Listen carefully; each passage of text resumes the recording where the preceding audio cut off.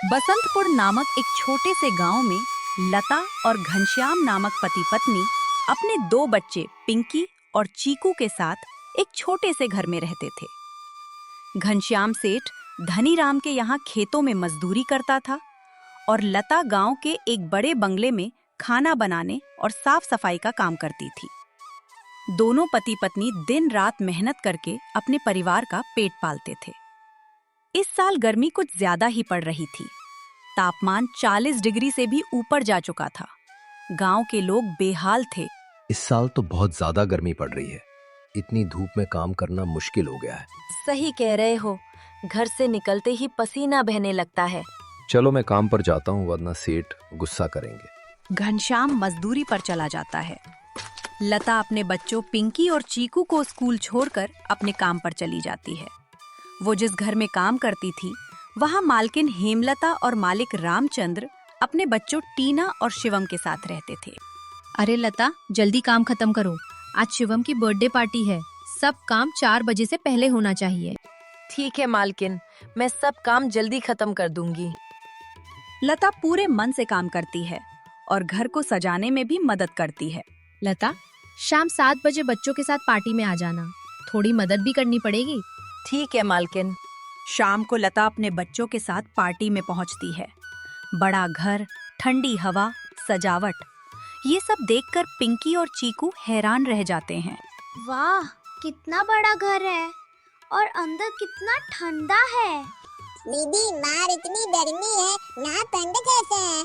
हमारे घर में हर कमरे में एसी है, इसलिए ठंडा है। तो एसी लगाने से घर ठंडा हो जाता है? हम भी पापा से बोलेंगे। केक कटने के बाद दोनों बच्चे चुपचाप शिवम के कमरे में चले जाते हैं और एसी की ठंडी हवा का आनंद लेते लेते सो जाते हैं। तभी ये दोनों मेरे कमरे में क्या कर रहे हैं? माँ, इधर आओ।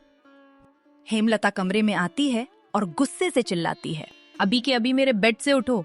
गंदे कपड़ों से मेरा बिस्तर खराब कर दिया। लता दौड़ कर आती है। क्या हुआ मालकिन? तेरे बच्चों ने मेरा बेड गंदा कर दिया। मैंने इन्हें बुलाया था देखने के लिए। ये तो अपनी औकात भूल गए।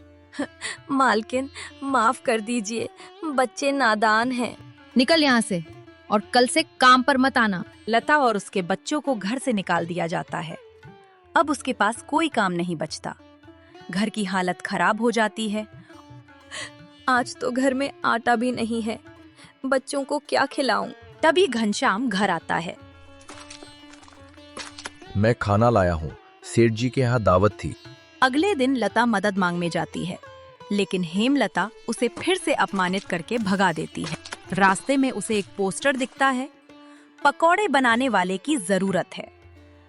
मुझे पकौड़े बनाना आता है, शायद यहाँ काम मिल जाए। लता रमेश की दुकान पर पहुँचती है। तुम्हें पकौड़े बनाना आता है? हाँ, बहुत अच्छे बनाती हूँ। ठीक है, आज से काम शुरू करो। लता मेहनत से काम करती है। उसके बनाए पकौड़े ग्राहकों को बहुत पसंद आते हैं। तुम्हारे हाथ में तो जादू है। ग्राहक एक्स्ट्रा प्लेट मांग रहे हैं। बस मसाले सही डाले हैं। दुकान की बिक्री बढ़ने लगती है। कल से दुकान में एसी लगाऊंगा, ग्राहक और आएंगे। एसी लगते ही दुकान पर भीड़ बढ़ जाती है और लता की कमाई भी बढ़ जाती है। एक दिन लता सेकेंड हैंड एसी खरीदने का फैसला करती है। भैया, ये एसी कितने का है? 10,000 का है। 8,000 में दे दो। ठीक है। लता अपने घर में एसी लगवा देती है। वाह, कितना ठंडा है। ऐसा लग रहा है जैसे बर्फ में बैठे हैं। अब परिवार खुश रहने लगता है। घनश्याम भी नौकरी छोड़कर लता के साथ काम करने लगता है। दोनों की कमाई बढ़ती है और जिंदगी धीरे धीरे पटरी पर आ जाती है। गरीबी कोई कमजोरी नहीं होती। मेहनत और हिम्मत से इंसान अपनी किस्मत बदल सकता है।